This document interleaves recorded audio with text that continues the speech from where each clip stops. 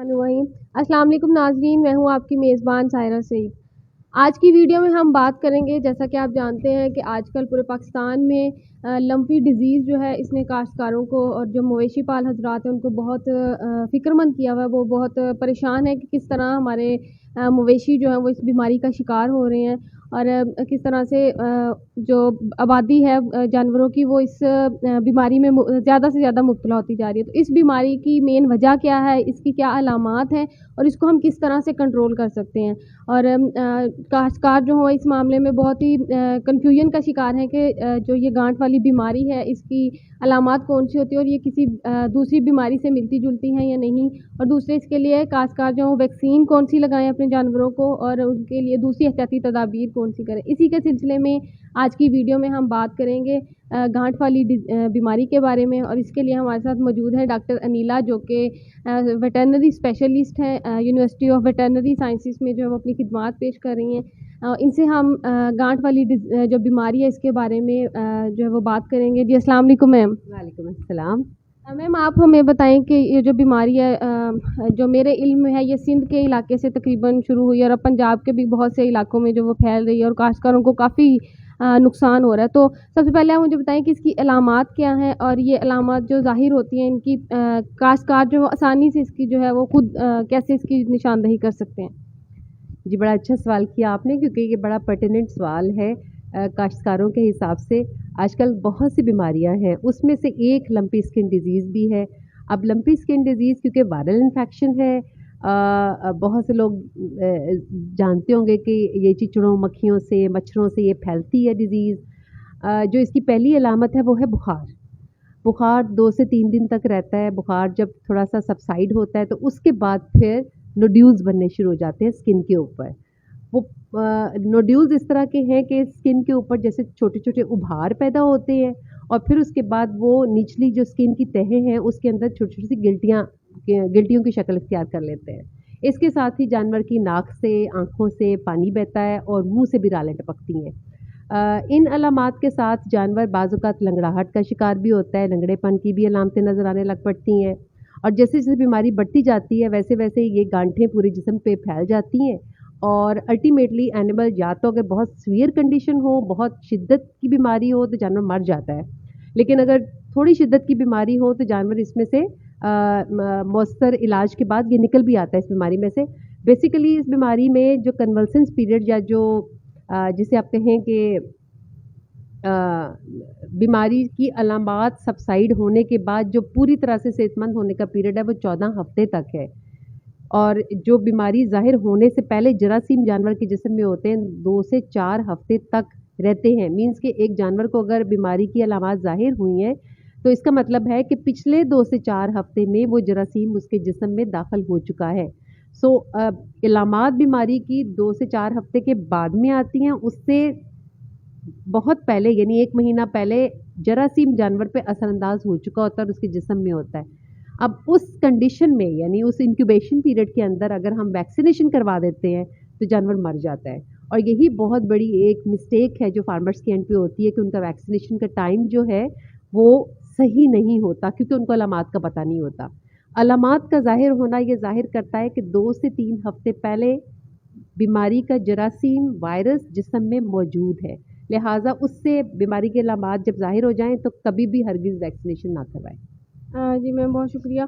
आपने अलामात का बता दिया। अब वैक्सीनेशन की जैसे बात हो रही है तो आप एक तो बता दें कि काश्तकार जो हैं, जो हमारे मवेशी पाल हज़रात हैं, वो वैक्सीन कौन सी करवाएं और उसका क्या टाइम पीरियड है और कितने वैक्सीनेशन ज़ाहिर होते हैं, पहली स्लॉट, दूसरी स्लॉट, तो इसके हिसाब से भी थोड़ा सा जो काश्तकार हैं उनको, क्योंकि सम टाइम ऐसा होता है कि हमारे जो काश्तकार हैं जैसे कि आप जानते हैं जो थोड़ा लोअर तबके के हैं उनको पता ही नहीं होता कि वैक्सीन कौन सी लगनी है और कहाँ से लगनी है। तो ये भी एक बहुत बड़ा इशू है यहाँ पे। जी बिल्कुल, इस वक्त तो मार्केट में 6 से 7 तरह की वैक्सीन आ चुकी हुई हैं लंपी स्किन डिजीज़ की और मुख्तलिफ कंपनीज़ उसको इंपोर्ट कर रही हैं। हमारे यहाँ वैक्सीन नहीं बन रही लंपी स्किन डिजीज़ की फ़िल वक्त। हमारे यहाँ जो वैक्सीन बन रही है वो शीप एंड गोट पॉक्स की बन रही है। सो आपके पास अगर कोई भी वैक्सीन नहीं है तो आप शीप एंड गोट पॉक्स की वैक्सीन जो वीआरआई बनाता है उसको भी लगवा सकते हैं। लेकिन जो लंपी स्किन की वैक्सीन है वो क्योंकि मुख्तलिफ कंपनीज़ की तरफ से है, लिहाजा फार्मर्स को चाहिए कि उसके ऊपर जो लिखी हिदायत हैं उसके मुताबिक वैक्सीन को लगवाएं اور اس کا جو دورانیہ ہے وہ بھی راؤنڈ اباؤٹ 3 months کا ہے. سو آپ کو پورے جو بھی اسکیجول ایک کمپنی نے وضع کیا ہوا ہے اس کے مطابق اسی کو فالو کرنا ہے. نارمل نیچرل حالات میں اگر بیماری ہو جاتی ہے تو جانور کی قوت مدافعت بنتی ہے اور 3 مہینے تک اس کے اندر وہ قوت مدافعت رہتی ہے. مینس کہ اگر کوئی جانور بیماری سے صحت مند ہو چکا ہوا ہے تو 3 مہینے تک تو اس کے اندر آلریڈی اینٹی باڈیز موجود ہیں, لہٰذا اس عرصے میں اس کو ویکسین کرنے کی ضرورت نہیں ہے. جو ویکسین کرنے کی ضرورت ہے وہ ہے جب بارشیں زیادہ ہو رہی ہیں یا مچھر مکھیاں زیادہ ہو رہی ہیں, اس عرصے میں ویکسین آپ کو سٹارٹ کرنی ہے. اور ویکسین کرنے سے پہلے آپ کو یہ اشور کر لینا ہے کہ جانور کو کسی قسم کا بخار نہ ہو. وہ بخار لمپی کی وجہ سے نہیں, بہت سی اور بیماریاں ہیں جن کی وجہ سے ہو سکتا ہے. لہٰذا ہمارا اس وقت مسئلہ صرف یہ ہو جاتا ہے کہ ہم لمپی پہ جب فوکس کرتے ہیں تو باقی بیماریوں کو ہم تھوڑا سا نظر انداز کر دیتے ہیں. تو زیادہ بہتر تو یہ ہے کہ ڈاکٹر کی ہدایات کے مطابق, ڈاکٹر کی جو بھی ہدایات ہے ویکسینیشن کے بارے میں, مستند ڈاکٹر سے رابطہ کریں. مستند اگر ویٹنری اسسٹنٹ ہے تو ان سے ویکسین کروائیں. بعض اوقات گندی نیڈلز جو ہیں یہ بہت زیادہ وجہ بن جاتی ہیں بیماری کے پھیلاؤ کی. تو اس لیے ویکسین جتنی بھی 6-7 اویلیبل ہے ان کو ان کی ہدایات کے مطابق آپ استعمال کریں. جی میم بہت شکریہ.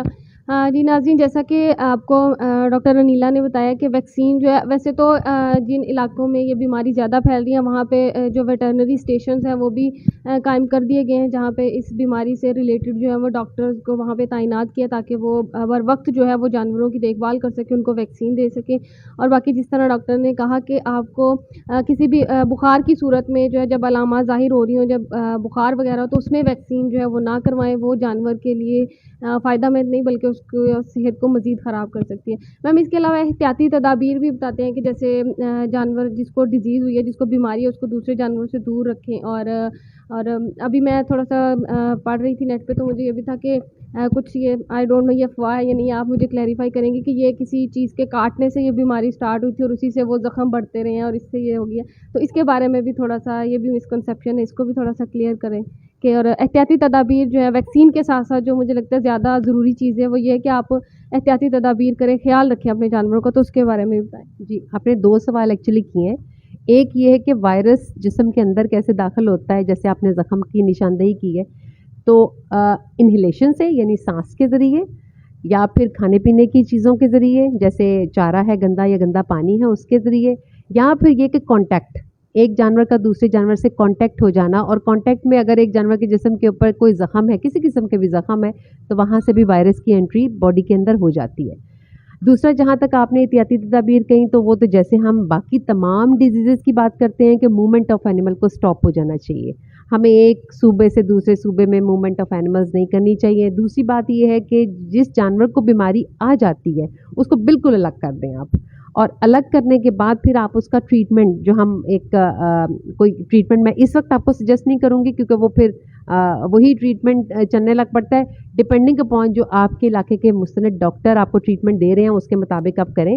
بہتر تو یہ ہوتا ہے کہ ڈیٹول لے کے ڈیٹول کو پورے جسم کے اوپر آپ اسپرے ضرور کریں, کیونکہ اس کا افیکٹ دیکھا گیا ہے کہ جن علاقوں میں یہ بیماری آئی ہے اور وہاں پہ اینیملز میں جو نوڈیولز بنے ہیں, نوڈیولز کے اوپر جو ڈیٹول کا اسپرے ہوا ہے اس سے زیادہ جلدی افاقہ ہو جاتا ہے. اس کے علاوہ اینٹی بائیوٹک کا ٹریٹمنٹ ہوتا ہے, اینٹی پیراٹک یا بخار کا ٹیکہ ہم لگاتے ہیں, اینٹی ہسٹامینک کا انجیکشن لگاتے ہیں, تو اس میں بیماری کی شدت کم ہو جاتی ہے. لیکن کیونکہ وائرل انفیکشن ہے اس کی کوئی دوائی وائرس کے اگینسٹ موجود نہیں ہے.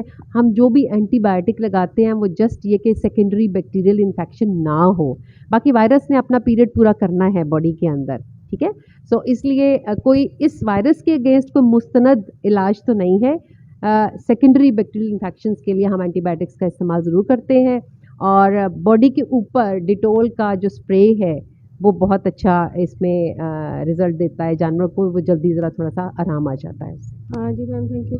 میم دوسرا آج کل مطلب یہ بھی ہے کہ جن جانوروں کو جیسے ہمارے اگر مرغی وغیرہ اس میں کوئی انفیکشن آ جائے وائرل, تو اس میں یہ ہوتا ہے کہ مرغی کا گوشت جو ہے وہ بند کر دیتے ہیں کہ آپ چکن نہ کھائیں, یہ بیماری ہے. تو یہ جو گانٹ کی بیماری لمفی ڈیزیز ہے، کیا ان کا بھی کیونکہ یہ تو اسکن انفیکشن ہے، جو مسل کو جو ہے وہ نہیں، پٹھوں کو نہیں نقصان پہنچا رہا، تو اس کا دودھ اور گوشت جو ہے کیا وہ بھی وہ مطلب انسان استعمال کر سکتے ہیں، یا انسانوں کے لیے بھی وہ کسی خطرے کا یا مضر صحت ہو سکتا ہے؟ ایز سچ تو کوئی اس طرح کی ریسرچ نہیں آئی ہے جس میں کیونکہ آپ کو یہ میں بتاتی چلوں کہ جب جانور کو بیماری ہو جاتی ہے تو اس کے بعد جانور کے پیشاب میں، دودھ سے اور سیمن سے اخراج ہوتا ہے اس وائرس کا۔ اب دودھ جو ہم کنزیوم کرتے ہیں، آپ کو پتہ ہے کہ ہم ابال کے پیتے ہیں، وائرس جو ہے وہ 60 ڈگری سینٹی گریڈ کے اوپر کل ہو جاتا ہے، ہمارا دودھ ابلتا ہے 100 ڈگری سے اوپر، تو اس لیے دودھ جب ابلتا ہے تو اس میں وائرس آلریڈی اگر موجود ہے تو وہ کل ہو جاتا ہے۔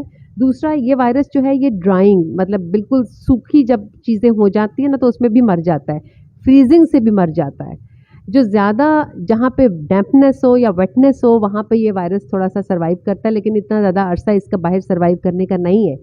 اب جو گوشت اور دودھ کا تو میں نے آپ کو بتا دیا، اس طرح سے گوشت ہے، اگر گوشت کسی متاثرہ جانور کا ہے تو وہ بالکل کھایا جا سکتا ہے، ہم کیونکہ پکا کے کھاتے ہیں اور اس کو بھونتے ہیں اچھی طرح سے، تو وہ اتنے ٹیمپریچر کے اوپر ہوتا ہے کہ وائرس آلریڈی اس میں کل ہو جاتا ہے۔ اور یہ صرف لمپی اسکن ڈیزیز کے لیے نہیں ہے، ہر ڈیزیز کے لیے یہ ہے کہ آپ جب بھی گوشت لیں یا جب بھی دودھ آپ لیں تو کسی اچھے نون کسی جگہ سے لیں آپ، اور آپ کو پتہ ہونا چاہیے کہ جو بھی خوراک آپ خرید رہے ہیں کسی اچھی جگہ سے آپ خرید رہے ہیں۔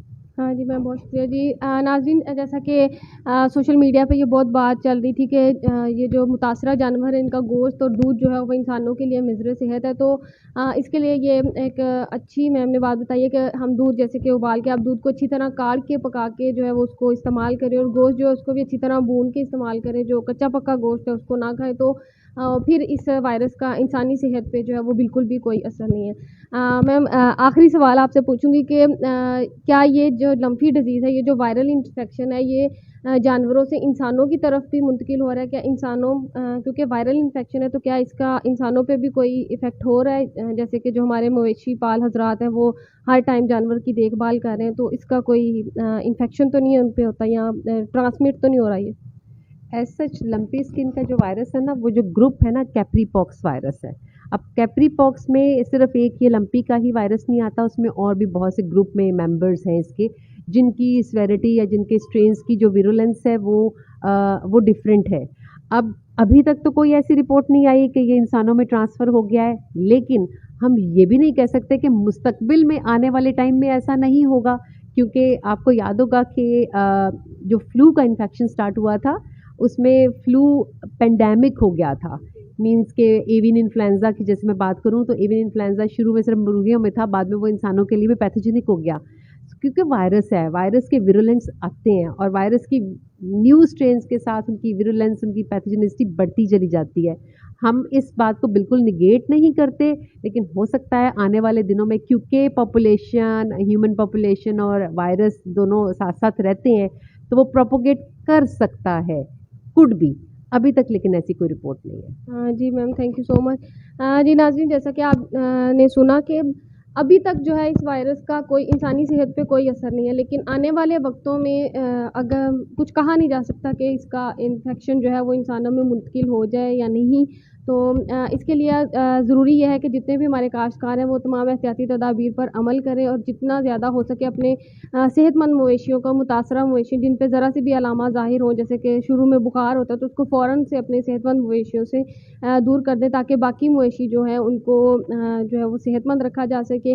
اور سب سے اہم بات، جو اپنے جو باڑے ہیں، جو ڈیرے ہیں جہاں پہ ہم جانور باندھتے ہیں، ان کی صفائی کا خاص خیال رکھا کریں، تاکہ مکھیاں، مچھر اور چیچڑ وغیرہ جو ہیں وہ ان کی جو افزائش ہے وہ کم ہو، اور یہ کیونکہ بیماری پھیلانے کا بہت اہم موجب ہے، تو آپ جتنی صفائی ہوگی ہمارے ڈیرے کی اتنا اس بیماری کے پھیلنے کا اندیشہ جو ہے وہ کم ہوگا۔